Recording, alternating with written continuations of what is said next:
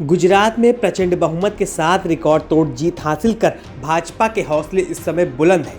प्रदेश में लगातार 7वीं बार सत्ता में लौटी भाजपा अभी अपनी ऐतिहासिक जीत का जश्न मना ही रही थी कि अब उसे पार्टी के अंदर अपने ही विधायकों की नाराजगी झेलनी पड़ रही है, जो कहीं न कहीं पार्टी के लिए खुद ही सिरदर्द बन गई है। अनुशासन को सबसे ऊपर रखने वाली भाजपा के अंदर अभी सरकार बनने के 2 महीने के अंदर ही बगावती तेवर उठने लगे हैं और उसके विधायक अपनी ही सरकार के खिलाफ आंदोलन करने पर उतर आए हैं। राज्य में बजट से पहले विधायकों की नाराजगी और बगावती रुख से गुजरात की राजनीति का पारा चढ़ गया है। अभी तक तो सूरत के वारछा से विधायक और पूर्व मंत्री किशोर कनाड़ी के बाद वडोदरा के सावली से विधायक केतन ईमानदार कहीं न कहीं पार्टी के पसोपेश की स्थिति खड़ी कर रहे थे, लेकिन अब लिस्ट में एक और पार्टी विधायक का नाम शामिल हो गया है और ये विधायक कोई और नहीं बल्कि पाटीदार नेता हार्दिक पटेल है। हार्दिक पटेल विरमगाम से विधायक है।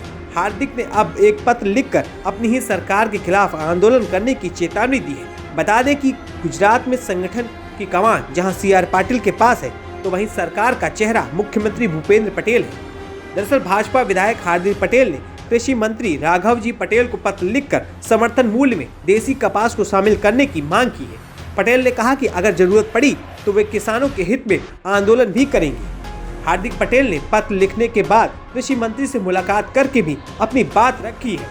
हार्दिक पटेल ने कृषि मंत्री राघव जी पटेल को लिखे पत्र में कहा कि देशी कपास उगाने वाले किसानों का व्यापारियों द्वारा शोषण किया जा रहा है। पत्र में हार्दिक ने कहा कि अगर किसानों का शोषण जारी रहा तो हम गांधी के मार्ग पर अहिंसक संघर्ष करेंगे। बता दें कि इससे पहले भाजपा के विधायक और पूर्व मंत्री किशोर कनाड़ी पहले से ही अपनी पार्टी और सरकार के खिलाफ कई मुद्दों पर अपनी आवाज मुखर कर चुके हैं। सूरत की वारछा सीट से विधायक किशोर कनाड़ी कई मुद्दों पर सरकार के सामने मुश्किल खड़ी कर रहे हैं। वे कई मुद्दों पर लेटर बम फोड़ चुके हैं। ताजा मुद्दा सूरत में लग्जरी बसों की एंट्री का है, तो वहीं केतन ईमानदार एक बार फिर बरोड़ा डेयरी में पशुपालकों के साथ अन्याय की बात कहकर मुखर है।